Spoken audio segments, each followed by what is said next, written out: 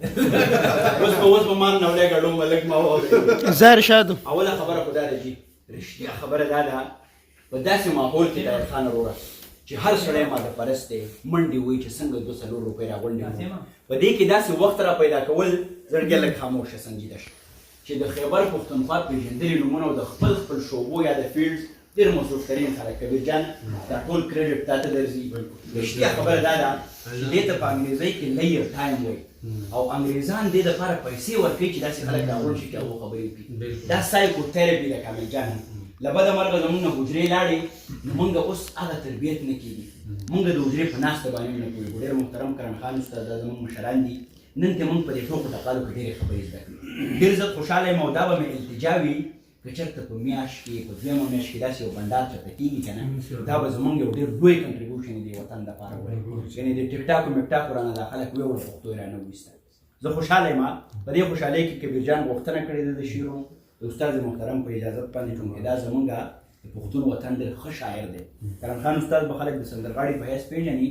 د شاعر په حیث باندې د ډېر لوی کنټریبیوشن دی ډېر میچور شعر لیکي ډېر ښه شعر لیکي استادجي شعر دی وایي چې په 2 پیسو روان وي پردي شرله پښتانه دي بس پیدا د بل اشرله چې په 2 پیسو روان وي پردي شرله پښتانه دي بس پیدا د بل اشرله او زما قام که غاړه ورکړه د هنرله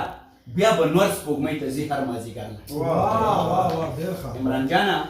زما قام که غاړه ورکړه د هنرله بیا به نور سپوږمۍ ته ځي هر مازدیګرله او چې سبا له بیا په ځان پسې خفه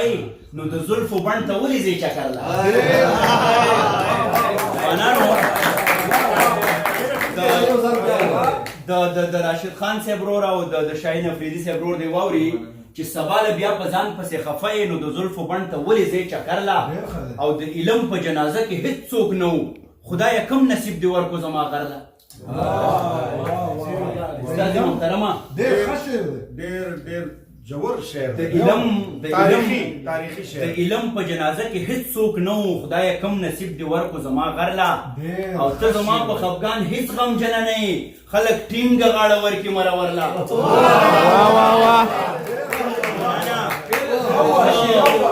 افریدي صاحب اوس به دا ټول عمر دې په ټیکسټایل کې خلک رسولي دي شعر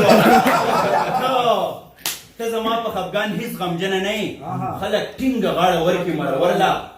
او لا راغلی کبیر جانه لا راغلی کور ته نه وي د افغان مې چې خبرېږم بیا روان وي پېښورله او یو څو شعرونه نور د جذبو دپاره کامل جانه تا ته ډالۍ وي چې الوت لا خې په خې وزرې ساته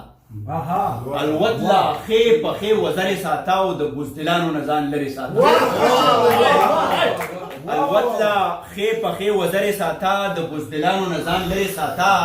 د ساهو خلکو نه خنجرې ساته او په بدتمیزو پسې زغرې ساته د ساهو خلکو نه خنجرې ساته او په بدتمیزو پسې زغرې ساته پښتونه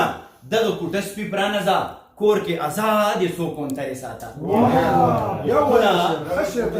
پښتونه دغه کوټه سپي پرانځه کور کې آزاد یې څو کونترې ساته او د لوی کریم په ځمکه مینه ویشه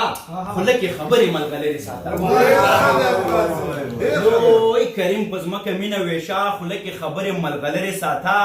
او حاجي صاحب شا بسې 4 واده کا او بیا دا ټولې مرورې ساته حاجي صاحب شا بسې 4 واده کا او بیا دا ټولې مرورې ساته کنفیوز کړم چې واوا حکم کتا او زمونږ د افغانستان ورور ته دا شعر ډالۍ وي چې ستا د وطن مینه بس دغه وه چې ستا د وطن مینه بس دغه وه چې په جیب کې ښې ډېرې ډالرې ساته ستا د وطن مینه بس دغه وه چې په جیب کې ښې ډېرې ډالرې ساته او ګلویشه ستا افغان یم چرته به ځم ترې د زړه دروازې لرې ساته